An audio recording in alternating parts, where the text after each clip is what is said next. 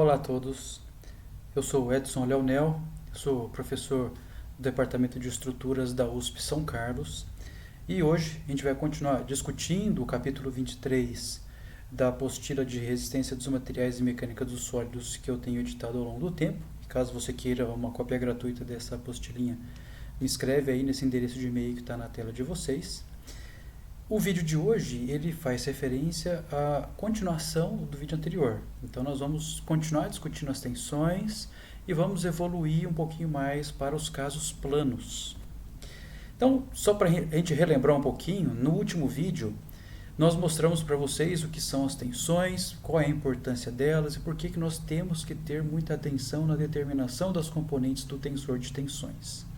Então vimos, como está mostrado na tela, que nós conseguimos caracterizar as componentes do tensor de tensões através do conhecimento de 3 tensões normais e 3 tensões de cisalhamento, as quais são muito importantes, né, e têm todos os seus valores não nulos, geralmente em problemas tridimensionais, como esse que está ilustrado na tela, que é de uma engrenagem, né? Então, no curso de Mecânica dos Sólidos 1, nós também já trabalhamos o tensor de tensões, no entanto, em problemas basicamente unidimensionais, onde nós tínhamos o conhecimento de apenas uma tensão normal e de uma tensão de cisalhamento. Então, por isso que nós não chamávamos muito a atenção de vocês para o estado de tensão anteriormente. E, a partir de agora, nós estamos estendendo, né, a ideia de tensões para que nós consigamos fazer uma análise mais completa do estado de tensão nos pontos materiais que compõem o corpo. Ok? Lembrando, né, que no nosso curso nós vamos dar um pouquinho mais de ênfase nos problemas planos ou bidimensionais.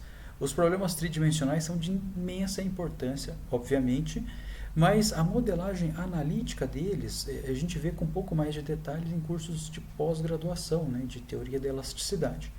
No entanto, nós utilizamos esse conceito tridimensional em análises numéricas com muita frequência. Okay? Então, mesmo que você não tenha interesse em fazer uma pós-graduação para verificar como que é a solução dos problemas tridimensionais analiticamente, você certamente, na sua vida profissional, você vai em algum momento modelar, né, numericamente uma peça tridimensional e vai ter que ter conhecimento das componentes do tensor de tensões. Então, o que nós vamos fazer aqui inicialmente é particularizar um pouquinho, né, o estado tridimensional de tensões para um caso plano ou um caso de 2 dimensões. Okay? Então, o primeiro problema plano que nós vamos estudar aqui no curso é o problema de estado plano de tensão, que ele nada mais é do que uma particularização do caso tridimensional. Certo? Então, no caso tridimensional, nós vimos, né, que nós temos tensões normais e tensões de cisalhamento orientadas nas 3 direções dos eixos cartesianos. No caso plano, o que nós conseguimos fazer é que nós particularizamos as componentes não nulas do tensor de tensões em um único plano. Dessa forma, todas as componentes não nulas do tensor de tensões estarão contidas em um único plano, como está ilustrado aí na figura, né? Ou seja, nós temos a ilustração do estado de tensão para o caso tridimensional, com, né, todas as suas componentes de tensão normal e tensão de cisalhamento, mas para uma série de problemas de engenharia nós conseguimos simplificar, né, e obviamente simplificar sem perder significativamente a representatividade do problema, esse tensor de tensões para um caso plano, como está ilustrado nessa figura da direita, onde, né, nós conseguimos caracterizar o estado de tensão no ponto a partir de uma tensão normal σx, uma tensão normal σy e uma tensão de cisalhamento tal xy, claro, né, assumindo que o plano onde as tensões não nulas atuam seja o plano xy. Então você me pergunta, ok Edson, entendi. Então, o estado plano ele é uma particularização do 3D, onde as componentes de tensão não nulas estão contidas em um único plano. Agora, onde que eu encontro esse tipo de problema na nossa vida real? Aí você pensa, olha, no curso de Mecânica dos Sólidos 1, a gente resolveu muitos problemas unidimensionais, que eram basicamente barras, né? Então, nós tínhamos eixos, nós tínhamos vigas, nós tínhamos pilares, tínhamos pórticos, que eram essencialmente estruturas de barras, onde nós tínhamos uma das dimensões da estrutura muito maior do que as outras duas, né? No caso de mecânica dos sólidos 1, o comprimento da barra era muito maior do que as dimensões da seção transversal da barra. Ok? Nos casos planos, como está ilustrado na tela de vocês, eu posso encontrar um estado plano de tensão como numa parede, por exemplo. Tá? Numa parede eu tenho duas das dimensões da seção muito maiores do que a terceira, que é a espessura. Então, no caso de uma parede, por exemplo, as componentes não nulas do tensor de tensões, elas estão contidas no plano da parede. E eu posso assumir, né, sem perda significativa de representatividade, que as tensões atuantes ao longo da dimensão da espessura, elas são nulas. Ok?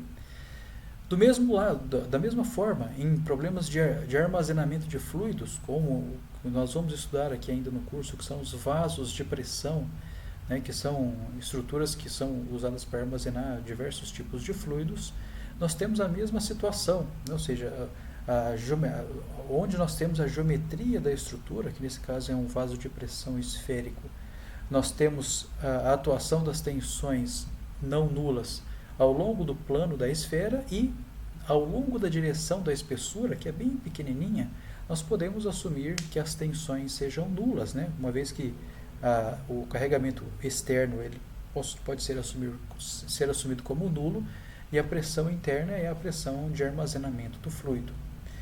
Da mesma forma, problemas de fuselagem de avião é a mesma história, eu posso assumir como sendo um problema de estado plano de tensão. Ou então chapas de pequena espessura, né, com o carregamento contido no plano da chapa, que nós encontramos com frequência em diversas aplicações mecânicas, também é um caso de estado plano de tensão. Okay? Então, ou seja, a gente encontra, né, em diversas aplicações do nosso cotidiano problemas de estado plano de tensão, o que justifica, né, a nossa compreensão e a nossa modelagem aqui no curso.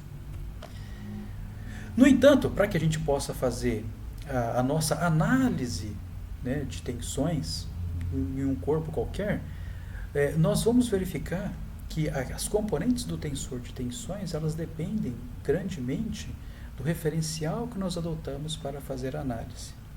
E isso, a princípio, é um grande problema que eu vou mostrar para vocês na aula de hoje, mas que a solução dele vai ser apresentada nas aulas seguintes. Tá? Então, não se preocupem quanto a isso. Para mostrar para vocês que as componentes do tensor de tensões dependem do sistema de referência que nós estamos adotando para descrever e analisar o problema, vamos voltar aqui um pouquinho ao caso unidimensional, ou seja, vamos voltar para o problema mais simples que nós temos na mecânica dos sólidos, que é o de uma barrinha solicitada, né, a cargas axiais. Nesse caso, por exemplo, uma barrinha solicitada aqui por uma carga P de compressão. Se eu assumir que a força atuante seja de 15 kN e que o diâmetro da seção transversal dessa barra seja de 10 centímetros, eu posso, por exemplo, assumir a hipótese de tensões normais médias para calcular, né, qual é a tensão normal atuante nessa estrutura. Então, para isso, se vocês se lembram, é muito simples, né, basta que a gente divida o esforço normal pela área da seção transversal e nós conseguimos chegar numa tensão normal média, que nesse caso, né, vai ser menos 15, uma vez que é de compressão, né, e o carregamento, vezes π raio ao quadrado, que nos dá esse valor aqui, ó, de menos 1909,859 de tensão normal. Como eu adotei na solução desse problema o sistema de referência ilustrado na figura, onde o eixo Z está paralelo ao eixo da barra, eu consigo caracterizar o tensor das tensões como está mostrado aqui embaixo, ou seja, só tem uma tensão normal σz atuante nessa posição. Mas aí você fala para mim, Edson, entendi. Agora, se eu quisesse descrever esse mesmo problema, trocando o eixo, se eu colocasse o sistema de referência com o eixo X, sendo o eixo paralelo ao eixo da barra, né, certamente, né, o valor da tensão calculada seria o mesmo. No entanto, a posição ocupada pela tensão não seria a posição 3,3 do tensor, mas sim a tensão 1,1 do tensor. Ok? Então, esse é um caso muito simples, né, que mostra claramente que o tensor das tensões depende do sistema de coordenadas, né, e do seu referencial para a descrição do problema. Então, esse problema é bem simples. No entanto, quero destacar com vocês um outro problema, tá? Que talvez seja um pouquinho mais complexo e que também faz referência, né, à importância do sistema de referências adotado para a solução do problema. Então, vamos voltar aqui, ó, ao problema da barrinha solicitada axialmente. E agora, só por simplicidade, não mais comprimida, mas tracionada por simplicidade. A conclusão seria que nós vamos obter dessa análise seria a mesma se nós estivéssemos comprimindo. Digamos que eu queira determinar as componentes do tensor de tensões para essa estrutura bem simples e, em particular, que eu queira calcular as componentes do tensor de tensões para um pontinho localizado no centro de gravidade da seção transversal, certo? Então, tudo faz sentido, né? O estado de tensão, caracterizado pelo tensor de tensões, ele é uma grandeza pontual e, a partir dele, né, eu consigo analisar a interação mecânica daquele pontinho com seus vizinhos. No entanto, se eu voltar aqui para esse caso e aplicar a condição de tensão normal média, eu preciso conhecer qual é a intensidade do esforço normal e preciso conhecer também qual que é a área, né, a qual eu vou calcular essa tensão. Então, digamos que sobre esse pontinho aqui, ó, localizado no centro de gravidade da seção transversal, eu consigo passar, né, diferentes planos de referência. Ok? Então, eu poderia, por exemplo, passar por esse pontinho aqui, ó, a própria área da seção transversal, ou eu poderia girar esse plano de referência, ou girar essa área de referência de tal forma que essa área de referência continue contendo o ponto de análise. No entanto, à medida que eu giro essa área de referência de um ângulo θ, vocês concordam comigo que o valor da área ela vai aumentando à medida que o ângulo θ também aumenta? Ok? Então, como que nós poderíamos analisar essa situação particular? Simples, vamos fazer o equilíbrio. Ok? Bem simples.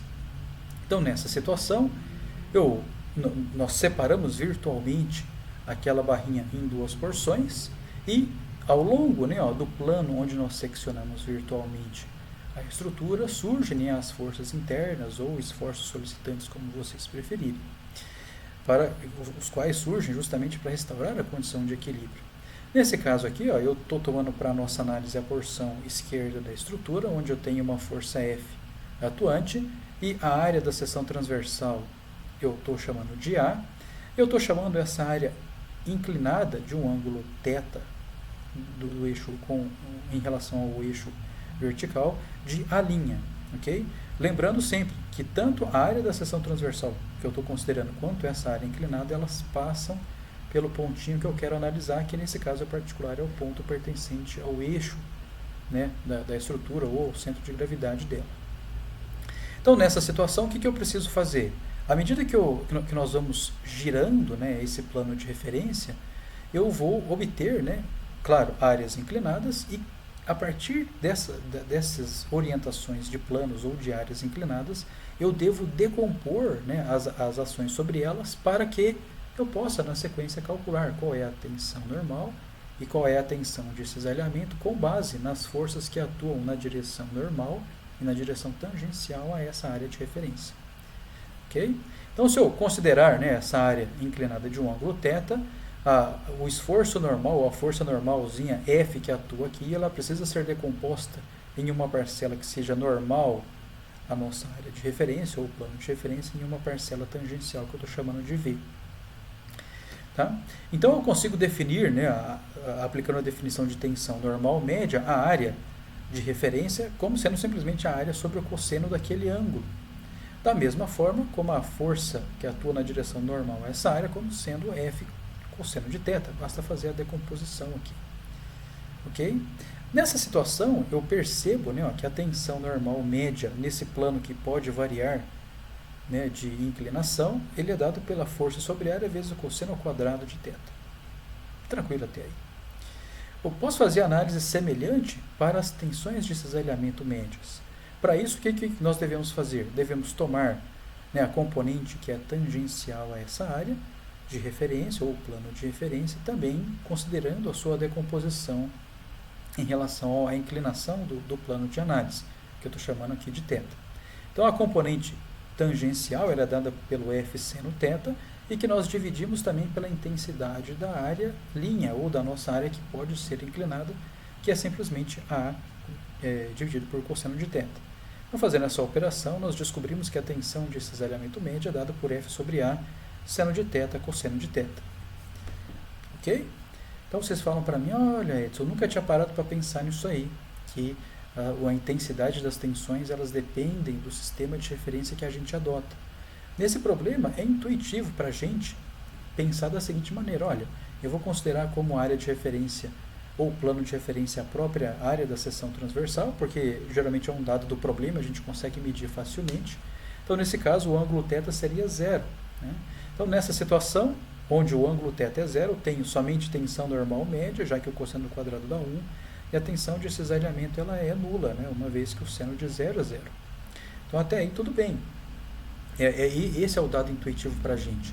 Agora, dependendo, né, do analista, ele pode escolher um ou outro sistema de referência de tal forma que para ele seja mais conveniente analisar o problema, né, considerando o sistema de referência rotacionado θ em relação a esse que nós acabamos de descrever, e nessa situação, na análise, considerando um ângulo θ diferente de zero, ele vai ter tanto tensões normais não nulas quanto tensões de cisalhamento não nulas.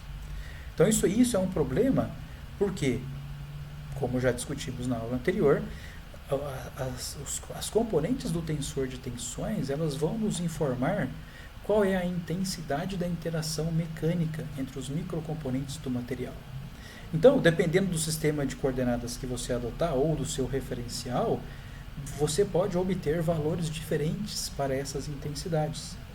Então, esse que é o grande problema que a gente vai iniciar a discussão no vídeo de hoje. Nós vamos concluir essa discussão e mostrar como que a gente resolve adequadamente esse problema no próximo vídeo ou na próxima aula. Então, usamos, né, os dois slides anteriores para motivar o assunto, considerando um caso unidimensional, mas como que fica essa discussão do sistema de coordenadas para o caso plano ou o caso bidimensional? Bom, no caso plano de tensão, como nós já discutimos no início do vídeo, nós conseguimos caracterizar as componentes não nulas do tensor de tensões como, né, contidas em um único plano de análise. Então, no caso plano de tensão, eu tenho uma tensão normal σx, uma tensão normal σy e uma tensão de cisalhamento tal xy. Então eu consigo, né, com base no conhecimento dessas três componentes de tensão, eu consigo determiná-las considerando um outro sistema de referência que é obtido girando, né, o meu referencial de um ângulo que eu estou chamando de θ, sendo que θ positivo para a gente é um giro no sentido anti-horário. Nessa situação, o ângulo θ vai ser o ângulo, né, entre o eixo x e o eixo x', e que é o mesmo ângulo entre o eixo y e o eixo y' na nossa análise. Como que eu faço então para descobrir qual que é a relação entre as componentes linha, né, σx', σy' e tal xy', com os valores no sistema original, ou no sistema pai, ou no sistema que deu origem ao rotacionado? Simples, né? Como tudo aqui que nós fazemos em mecânica dos sólidos, vamos partir para o equilíbrio, certo? Então vamos tomar aqui, ó, aquele elementozinho, né, de dimensões infinitesimais dx, dy, que caracteriza o estado de tensão num ponto, né? Então a gente usa essa representação diferencial para conseguirmos enxergar o ponto de análise. Então eu vou assumir que o plano onde eu estou, onde é o meu desejo calcular as componentes de tensão, eu vou chamar ele de ΔA, e com isso, né, o meu giro, que eu estou chamando aqui, ó, de θ, que é o giro entre o eixo x e o eixo x', a partir desse ângulo eu consigo determinar, né, os valores das áreas que estão aqui na vertical e na horizontal em função dessa área inclinada que eu estou chamando de ΔA. Então, para isso, vamos passar para a ilustração da direita. Então, qual que é o meu interesse aqui, ó, nessa análise? Com base nesse giro, ou seja, com base nesse novo plano de análise, que é este aqui, ó, que é o plano inclinado, eu quero calcular quais são as componentes de tensão normal, atuantes agora ao longo do eixo x', e também a tensão de cisalhamento, que está contida nesse plano inclinado e que possui orientação ao longo do eixo y'. Claro, essas duas componentes de tensão devem ser escritas em função das componentes de tensão que eu já conheço no meu referencial anterior, ou no meu referencial pai, né? Ou seja, o sigma x, sigma y e o tal xy. Então, para isso, né, se eu assumo na minha análise que o corpo que eu estou analisando esteja em equilíbrio, cada porção pequenininha dele, né, cada porção fundamental dele precisa estar também em equilíbrio. Consequentemente, esse carinha que nós estamos vendo aqui na figura, ele precisa estar também em equilíbrio, né, para que o corpo como um todo esteja na situação de equilíbrio. Então vamos impor aqui a somatória nula de forças ao longo da direção x', para a gente verificar qual é a relação que sobra, né, ou qual é a relação que resulta deste equilíbrio. Então a força equivalente aqui, da tensão sigma x' atuando ao longo da direção x', ela nada mais é do que sigma x' delta A. Lembrando, né, que eu estou fazendo aqui o equilíbrio que é uma somatória de forças, então eu preciso multiplicar a tensão pela área para que eu tenha uma força equivalente. Lembrando que as tensões são grandezas tensoriais, ok? E além disso, né, eu posso assumir que essa tensão ela seja uniforme ao longo dessas areazinhas que eu estou considerando aqui, ou ao longo desses planozinhos que eu estou considerando, porque eu estou assumindo, né, que esses planos são pequenininhos, ou diferenciais, ou tão pequenos quanto sejam do meu interesse. Então essa primeira componente de força é o sigma x' delta A. Temos agora a componente de forças associada ao sigma x'. Então eu vou ter o sigma x' delta A cosseno de θ, que me dá a força equivalente, multiplicado pelo cosseno do θ, me dá a componente de força orientada aqui na direção de x', negativo porque está orientado no sentido negativo de x'. Posso fazer a mesma conta para a componente de forças associada ao sigma y delta A seno do θ, então isso me dá a força, vezes o seno, né, me dá aqui a componente de forças orientada na direção x'. O mesmo vale para as componentes de tensão de cisalhamento. Então eu tenho aqui o tal xy delta A cosseno de θ vezes o seno de θ, que vai me dar essa componente aqui orientada na direção negativa de x', e finalmente tal xy delta A seno de θ, forcinha equivalente, vezes o cosseno, para que eu tenha a componente, né, dessa força equivalente orientada na direção de x'. Fazendo aqui uns algebrismos simples, né, então eu vou ter um cosseno de θ ao quadrado, um seno de θ ao quadrado e um 2 tal xy cosseno seno. Então, a princípio, o equilíbrio resulta essa equaçãozinha. Mas nós podemos reescrever essa equação de uma maneira um pouquinho mais familiar ou um pouquinho mais amigável, né, se nós utilizarmos umas identidades trigonométricas. Tá? Então, se eu substituir essas três identidades trigonométricas na última equação do slide anterior, nós obtemos essa equação aqui, que é uma equação que eu gostaria que vocês, ficassem no radar, certo? Ou seja, vocês guardassem na cabeça ou tivessem algum mecanismo para lembrar dela, porque ela vai ser importante aqui no nosso curso, pelo menos nessa parte inicial. Então eu consigo determinar aqui, através dessa equação, qual é a componente de tensão normal atuando ao longo da direção x', em função, né, das componentes do tensor de tensões no sistema pai, ou no sistema original, ou no sistema que você escolheu para descrever o problema, e também em função do ângulo de giro entre os sistemas de referência. Tranquilo até aqui? Espero que sim. Então, tensão normal já conseguimos, né, determinar em relação a esse plano inclinado. Vamos fazer análise semelhante para a tensão de cisalhamento agora, o tal XY'. Então, a estratégia é muito semelhante, né? Ou seja, vamos considerar, né, aquele mesmo o elemento quadradinho, né, de dimensões infinitesimais. Vamos assumir, né, vamos fazer um corte aqui, para que nós tenhamos, né, um eixo x' perpendicular ao plano de referência, e vamos impor o equilíbrio para que a gente consiga determinar qual é, né, o valor de tal XY' em função das componentes de tensão do sistema original. Então a força equivalente ao tal XY' é simplesmente dado, né, pelo tal XY' delta A. E aí agora temos que considerar, né, as componentes os componentes de força equivalentes associadas às demais tensões. Então, se eu considerar a contribuição aqui do sigma x', do sigma x, eu vou ter sigma x delta A cosseno, que é a força equivalente, vezes o seno que vai me dar aqui a componente de forças, né, atuando aí na direção de y'. De forma similar, para σy, tenho σy delta A seno, que me dá a forcinha equivalente, vezes o cosseno, que me mostra, né, qual é a componente orientada na direção de y'.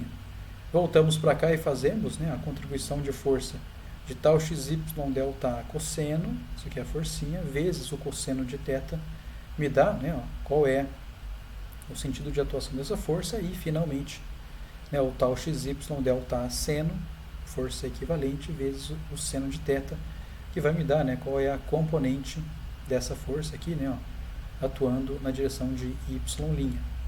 Para que nós observemos o equilíbrio, a somatória dessas forcinhas todas aqui, elas devem ser iguais a zero, né?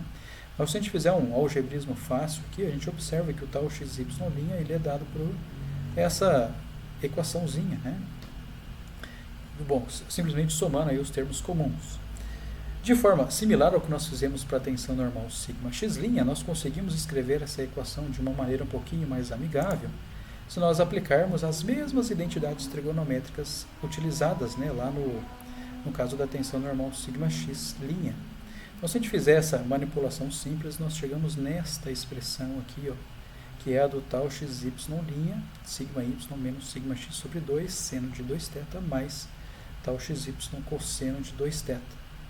De novo, gostaria que vocês mantivessem, né, essa equaçãozinha aí no radar de vocês, né, para que a gente possa utilizar elas na solução de exercícios e também nas próximas aulas.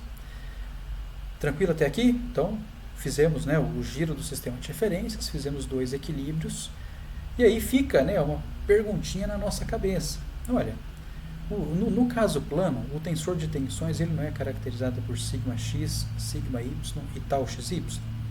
Sim.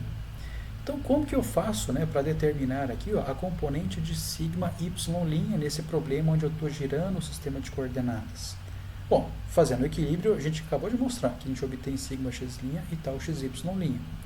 Para a gente obter o σx', basta que nós consideremos a expressão do σx', mas nós tomemos, né, o ângulo como sendo θ mais 90. Por que eu posso fazer isso aí?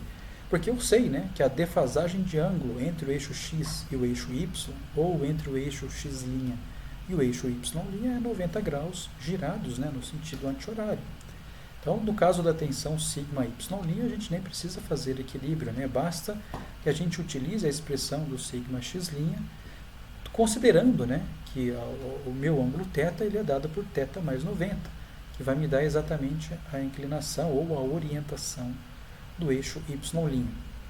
Então, se nós tomarmos, né, essa condição que eu acabei de mencionar aqui, o σx' como sendo θ mais 90, nós conseguimos, né, utilizar a mesma expressão do σx', só que aí, né, a gente usa, né, as condições de mudança de sinal de θ, né, do cosseno de 2θ mais 90 e também do seno de 2θ mais 90 para obter essa equação que está aqui embaixo.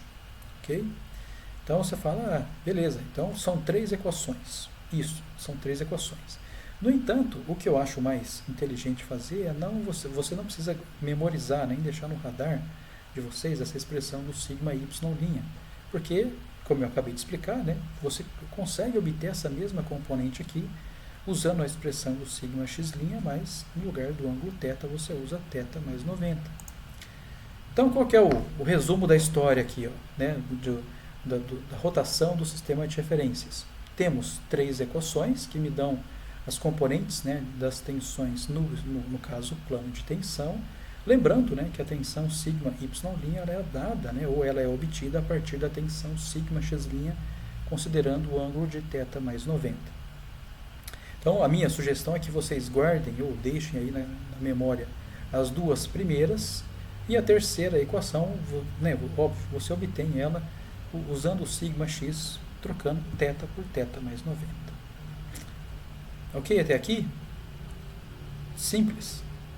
Não tem grandes problemas, né? Então, a partir desse momento, né, nós conseguimos redescrever o problema inicialmente, considerando o sistema de coordenadas que nos interessa, né? Então, ou seja, o sistema π que dá origem às componentes de tensão σx, σy e tal XY pode ser qualquer, independente aí da preferência do analista ou de acordo com o gosto do analista.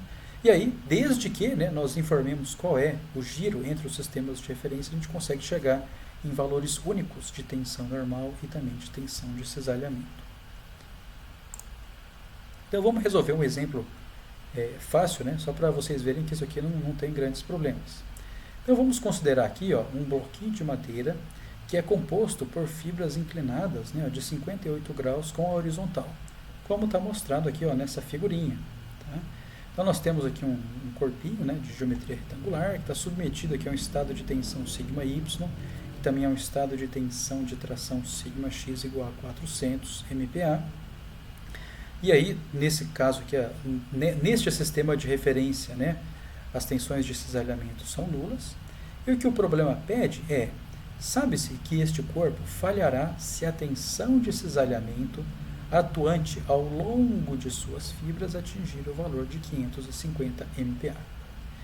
Então, com base nessa informação, determine a intensidade da tensão σy que causará a falha do corpo.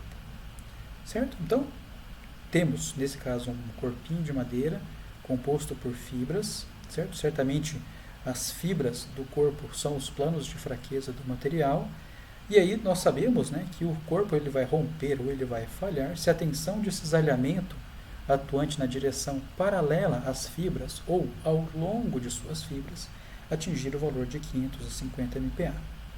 Então esse é um problema típico, né, de determinação das componentes de tensão em planos rotacionados. Okay? Então, digamos que a gente faça aqui, como está mostrado nessa ilustração aqui da nossa direita, que eu passe, né, aquele plano inclinado de tal forma que o eixo x' ele seja orientado de 58 graus com o eixo x.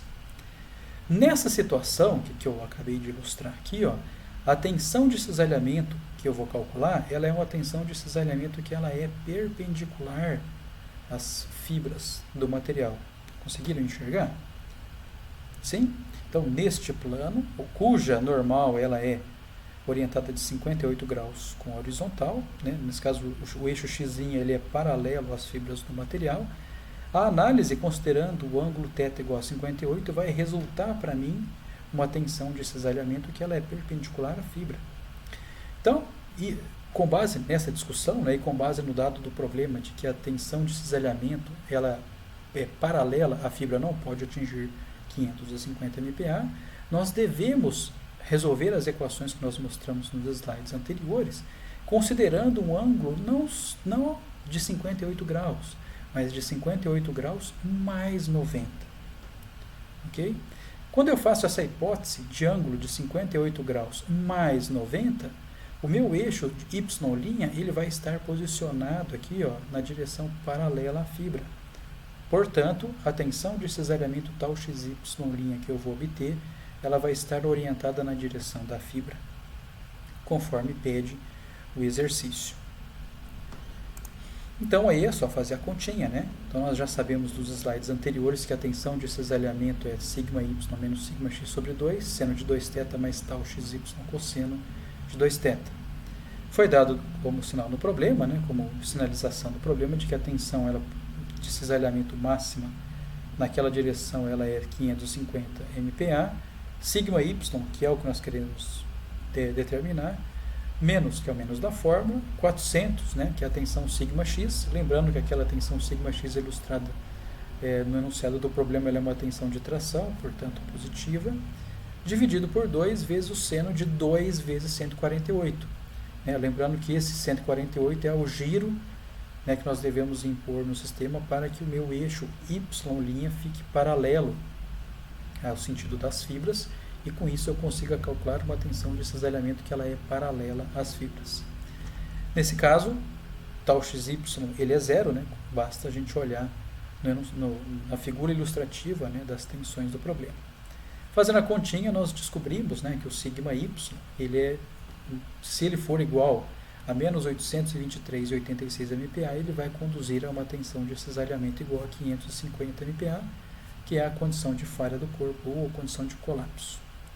Ok? Então, se eu tiver no corpo, né, uma tensão sigma x de 400 e uma tensão sigma y de compressão de menos 823,86, isso aí vai conduzir a uma tensão de cisalhamento de 550 MPa, que é a condição de eminência de ruptura.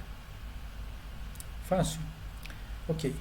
Então eu só queria colocar uma questãozinha a mais aqui para a gente pensar um pouquinho, né? Porque essas questões de giro, elas podem às vezes confundir a gente, tá? Então a gente tem que ter, sugiro inclusive que vocês façam os exercícios propostos, né? Que estão na apostilinha e que também nos arquivos que eu já disponibilizei para que vocês amadureçam esse conteúdo, tá? Porque ele é muito simples, mas a gente pode se perder por erros simples de má interpretação do problema, tá?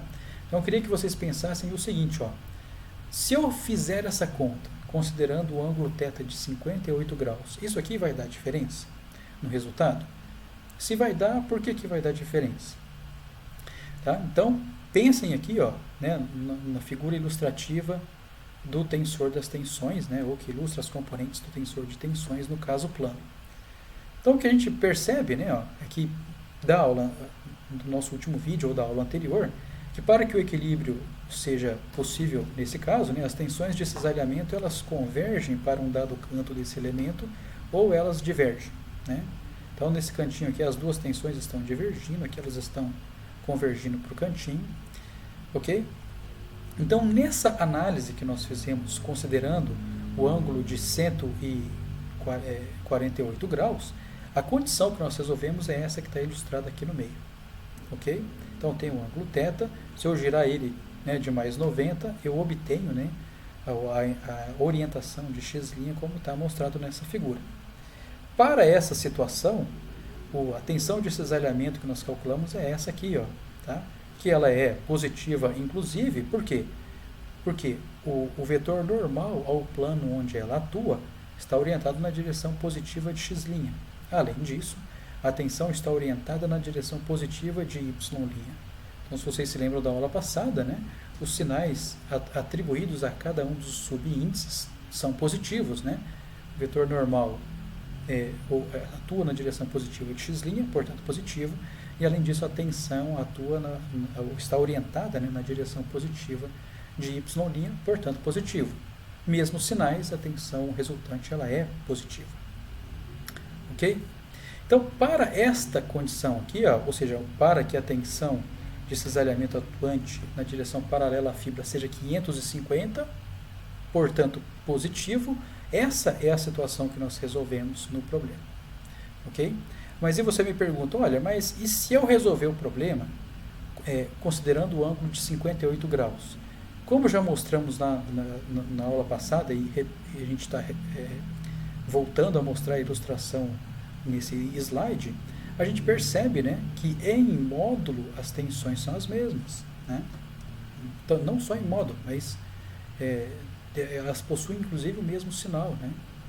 Então você me pergunta, olha, essa tensão que eu estou ilustrando aqui, ó, que atua no plano cuja normal está inclinada de 58 graus com a horizontal, ele possui os mesmos 550. Concordam comigo? Por equilíbrio? Sim. Então eu poderia resolver o problema também considerando o ângulo de 58 graus. No entanto, a tensão que eu tenho que considerar limite aqui, ela não é 550, ela deve ser menos 550, ok? Porque neste plano aqui, ó, para esta situação, vamos usar o desenho aqui da direita, tá? Então, se eu considerar o ângulo de 58 graus, a minha orientação do eixo x' vai ser essa mostrada na figura da direita, ok? Então, vocês conseguem enxergar que a orientação das tensões para esse caso aqui, ó, da direita e a do meio, elas estão invertidas? Sim? Então, no caso do meio aqui, ela está atuando, né, de cima para baixo, e no caso da direita, ela está de baixo para cima, certo? Então, para essas duas descrições, as tensões de cisalhamento precisam ter sinais opostos, né? Porque se eu tomar essa componente de tensão aqui, ó, que eu estou ilustrando com o meu mouse, neste referencial girado de 58, ela tem sinal contrário, né, ou possui sinal negativo em relação à descrição de ângulo θ igual a 58. Ok? Então isso faz com que a resposta ela permaneça a mesma, né? Desde que a sua descrição original ela permaneça válida, ela permaneça sendo consistente. Ok? Ótimo. Então vamos para frente. A gente pode calcular também, né, só para a gente fazer a continha, qual é a tensão normal perpendicular às fibras nesse problema.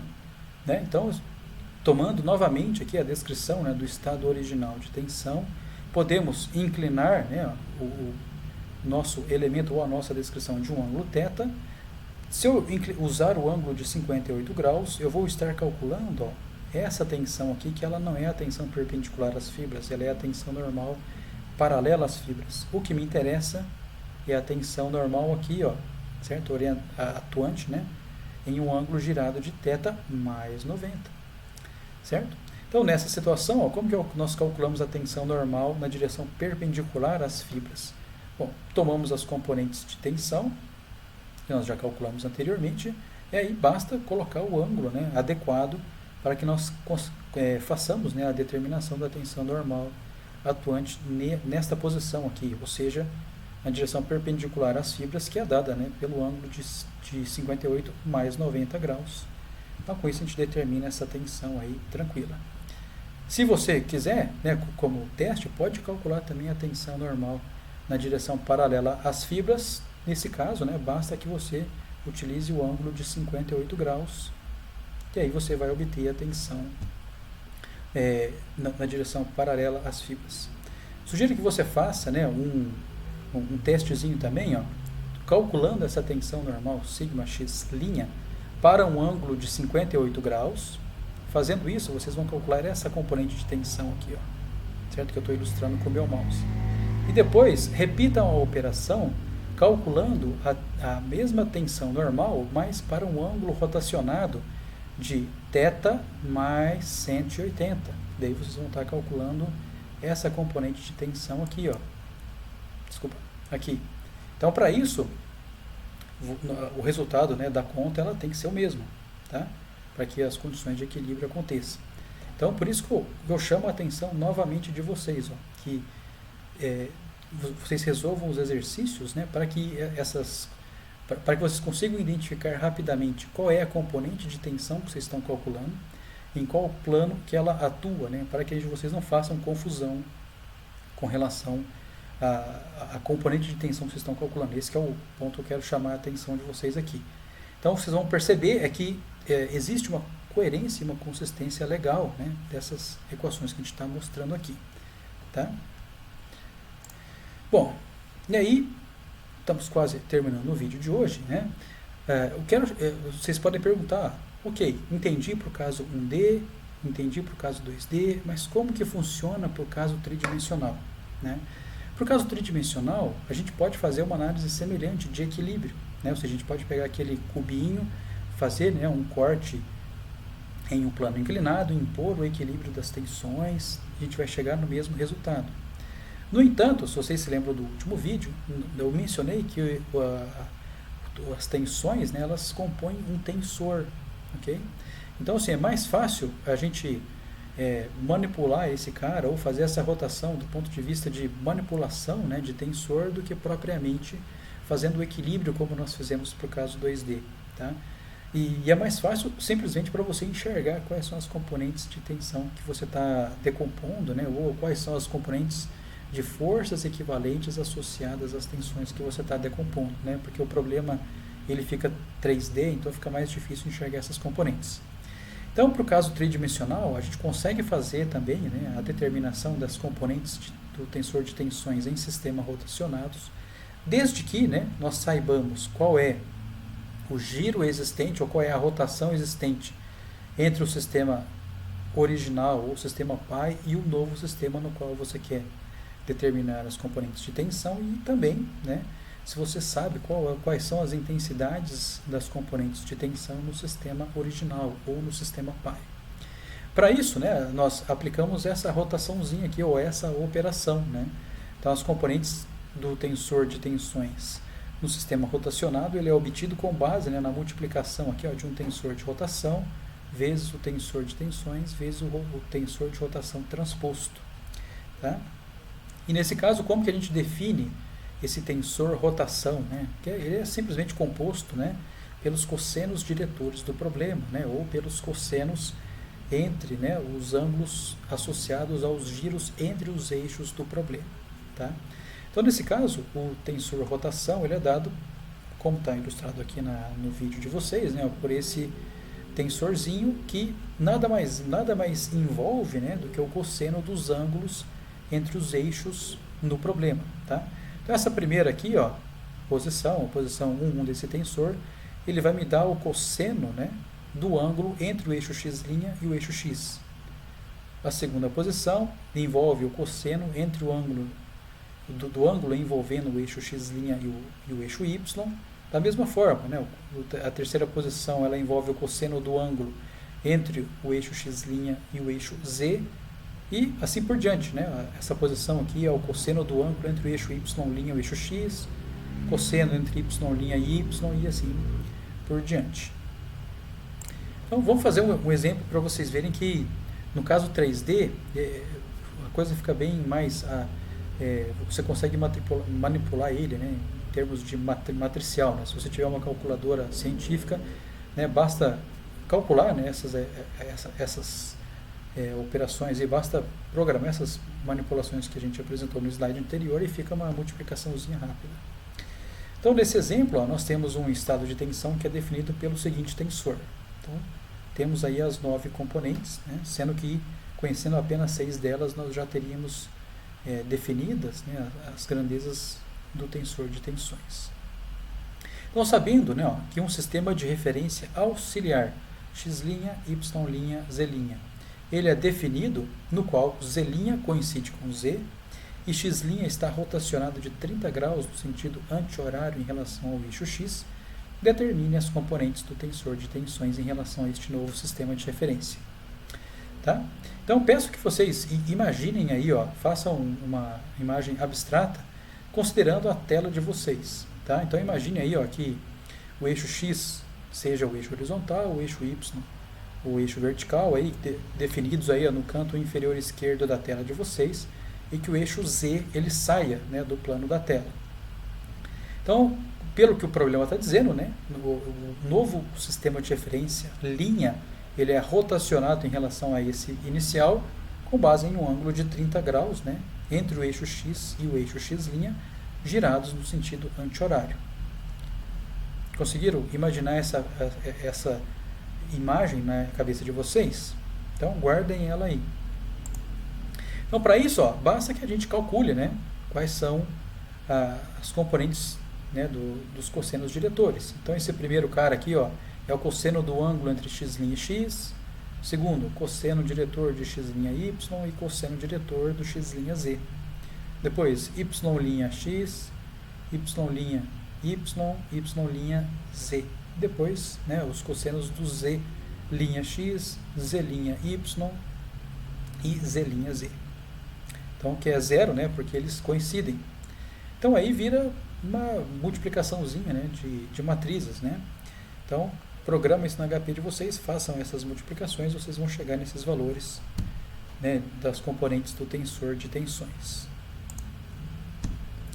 Ok? Então, no caso 3D, a gente vê que ele é um pouco mais, embora a gente consiga fazê-lo, né, assim, de uma maneira bem direta também, envolvendo os cossenos diretores dos eixos rotacionados, né, a gente vê que o problema ele fica muito mais matemático, né, ou do que físico, né.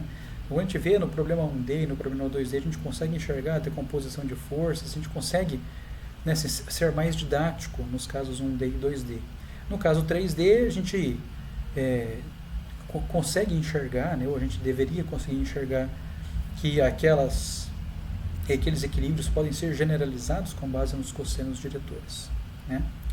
E depois, né, se você tiver curiosidade, né, deixo como uma verificação que vocês podem fazer em casa, é verificar se aquela rotação que eu sugeri ali, né, no caso 3D, se ela retorna, né, as mesmas expressões do caso 2D, né, de sigma x' e tal xy'. Vocês vão perceber que vai resultar, né, as mesmas expressões. Ok? Então, voltando, né, ao problema aqui. Ó. O caso 3D é de extrema importância, mas, né, ele fica bem matemático, né, e a gente consegue enxergar menos, ou pelo menos ele é mais chatinho, ele é mais complicado da gente enxergar as componentes de força atuando no caso 3D do que no 2D. Tá? Então, ó, a princípio é isso, e agora eu quero deixar uma perguntinha para vocês, né? Se vocês se lembram, né, ó, as expressões que nós obtivemos para sigma x' e tal xy' no caso plano de tensões, são função de expressões trigonométricas. Tá? Então, nós conseguimos determinar sigma x', por exemplo, com base nas componentes do tensor de tensões e também de cosseno e seno, né, envolvendo o ângulo de giro entre os sistemas coordenados. Se vocês se lembram bem, as funções trigonométricas seno e cosseno, elas são periódicas, né? Ou seja, elas variam de menos 1 a 1 conforme você caminha, né? Ou conforme você aumenta o ângulo θ, né? Para você avaliar essas funções. Então a pergunta que eu quero colocar na cabeça de vocês para o próximo vídeo é: bom, se as funções trigonométricas elas são periódicas, será que existem ângulos particulares onde essas tensões normais, sigma x' e tal xy', elas apresentam valores máximos e mínimos? O que vocês acham? A gente vai responder, né, a essa pergunta no próximo vídeo ou na próxima aula. Enquanto isso, gostaria que vocês já começassem a resolver os exercícios da lista e também lessem o capítulo 23 da apostilinha, que é muito importante. Ok? Então, muito obrigado, até o próximo vídeo. Um abraço.